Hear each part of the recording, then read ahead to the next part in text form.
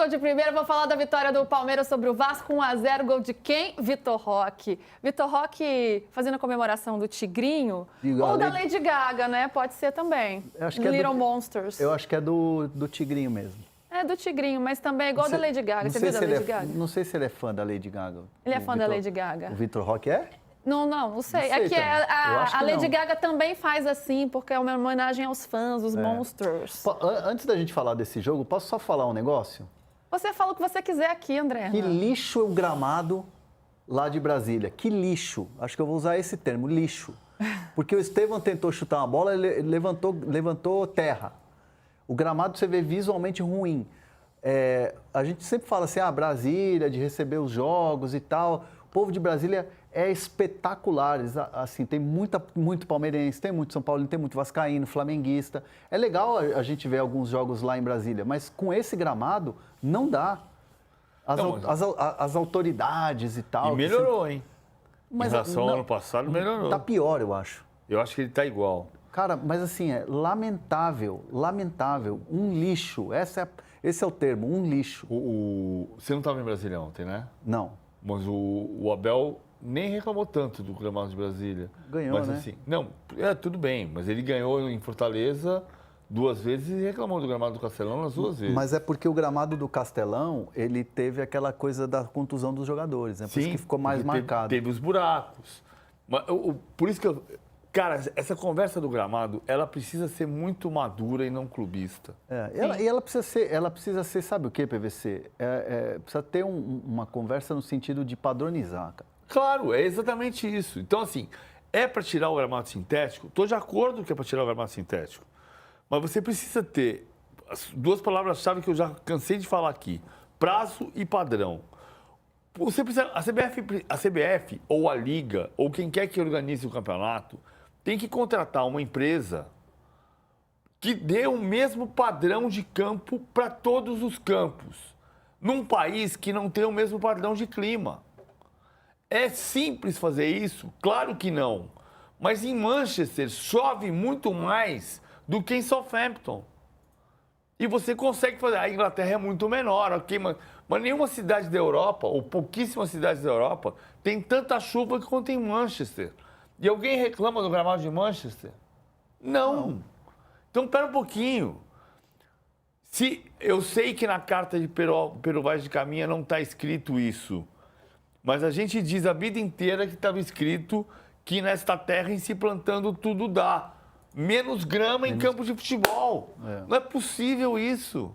E por isso que muita gente apela. Não vou usar esse termo apela, mas vai para o gramado sintético. Vai ter o 4º campo sintético que vai ser da NMRV. Então, ontem eu estava vendo o João Vitor Xavier na CNN entrevistando o Menin no gramado. Cara, o gramado tá lindo.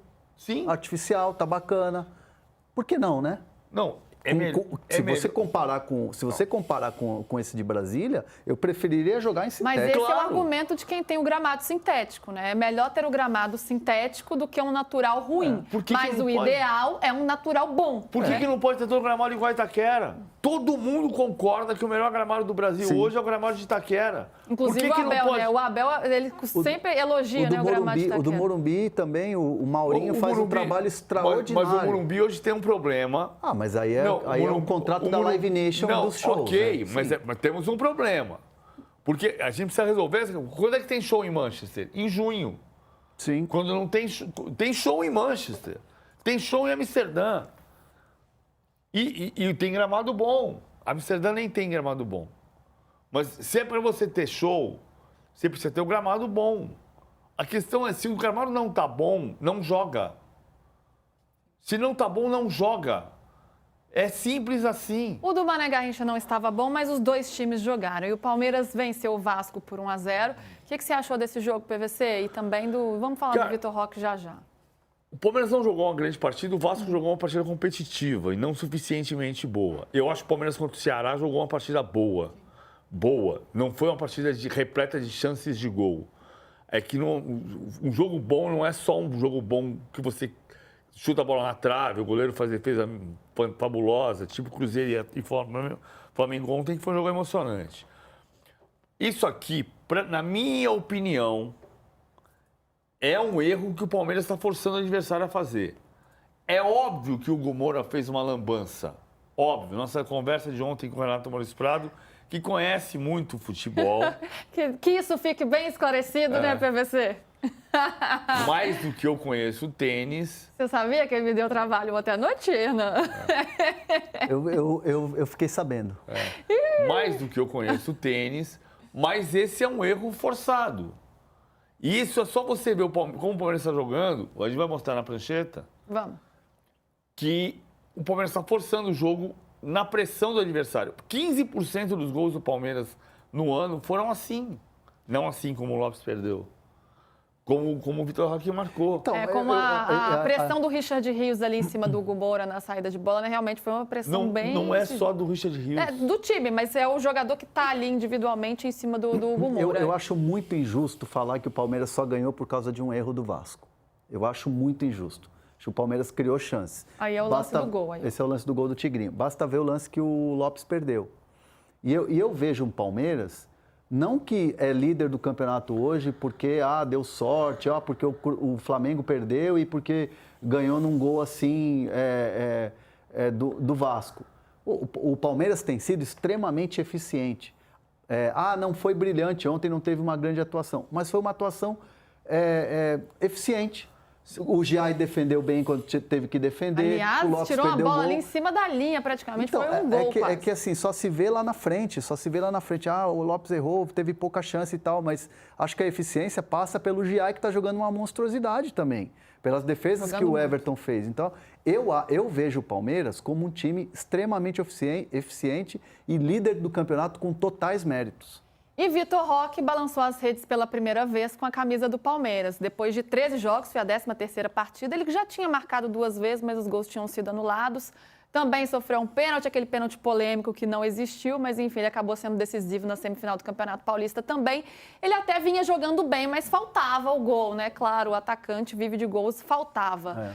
Deu aqui, até depois do jogo ele falou, né, do alívio que ele estava sentindo. Será que isso, né, tira o peso dele agora? Será que a partir de agora a porteira se abre, Hernan? Acho que sim, porque é engraçado, porque assim, havia uma preocupação do Palmeiras em relação ao Vitor Roque ficar muito ansioso e começar a errar. Sabe quando o jogador perde a confiança?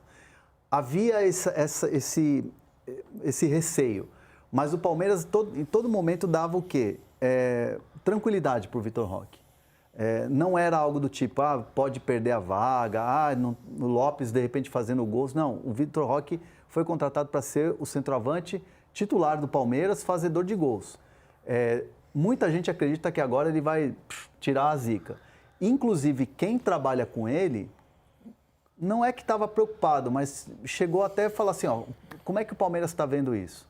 Então, assim, teve uma conversa do staff do Vitor Roque com o Palmeiras sobre essa sequência sem gols. E o Palmeiras respondeu, fiquem tranquilos, aqui ele vai jogar e quando ele fizer o primeiro gol, acabou, tira a zica, ganha confiança. Então o Palmeiras sempre deu confiança ao Vitor Roque, porque sabia que logo menos ia sair esse gol. Isso é interessante, ou seja, o próprio staff do atleta conversou com o Palmeiras para deixar isso tudo alinhado nessa questão das expectativas. Sim. E essa tranquilidade para que o jogador possa trabalhar e desenvolver o trabalho dele. Mas isso não, eu tenho um ponto de vista que é um pouco desse perigo que está se criando, como se fossem empresas prestando serviço para empresas. E não é. O Vitor Roque não é uma empresa que presta serviço para outra empresa, que tem um representante da empresa, que é o André Cury, empresário dele, que vai falar com o Anderson Barros, que é o representante do Palmeiras. São situações diferentes. O caso do Vitor Roque é muito parecido com o do Rony. A gente o tempo inteiro falou aqui. O Rony foi fazer o gol no 22º jogo dele. Ninguém precisa ligar. O pai do Rony não precisava ligar para o Anderson Barros e falar assim, escuta, tá tudo bem aí? Como é que tá? Cuidando do meu filhinho? Não, cara, se quem começar a jogar bola por o Alan, vai jogar o Alan. O Vitor Roque é jogador do Palmeiras, tem um contrato com o Palmeiras. O Palmeiras está preocupado com o Vitor Roque porque é um padrão, é um jogador que tem contrato e que tem um valor e que eu detesto essa história de ativo. Não é ativo, ele é uma pessoa. Ele é um ser humano que é funcionário do clube. Então, ele foi contratado com a expectativa de que faça gols. Beleza, estamos cuidando da situação. Beleza. Assim como o do Lopes. O Lopes perdeu o gol ontem, o Lopes foi o jogador mais caro da história do Palmeiras. 3 anos atrás. Agora o jogador mais caro da história do Palmeiras é o Vitor Roque. E o jogador que era o mais caro da história do Palmeiras 3 anos atrás, agora não faz gol. E o Palmeiras está tão preocupado com o Lopes não fazer gol. Aliás, o Lopes faz gol. O Lopes é artilheiro do Palmeiras nesse ano. E foi artilheiro do Palmeiras no ano passado. É artilheiro do gol nesse ano junto com o Estevão.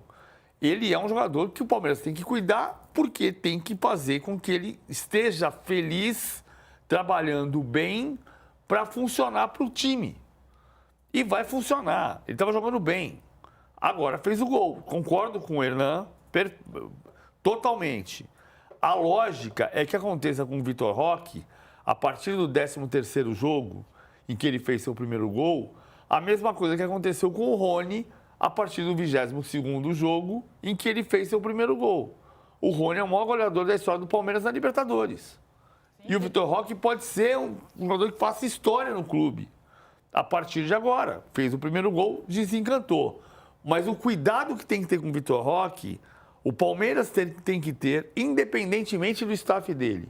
Assim como qualquer outro jogador. Sim, com todos os jogadores, sim. E o Rony, lembrando, né, demorou 22 jogos para marcar um gol com a camisa do Palmeiras. Então, às vezes, é preciso ter tempo e paciência mesmo.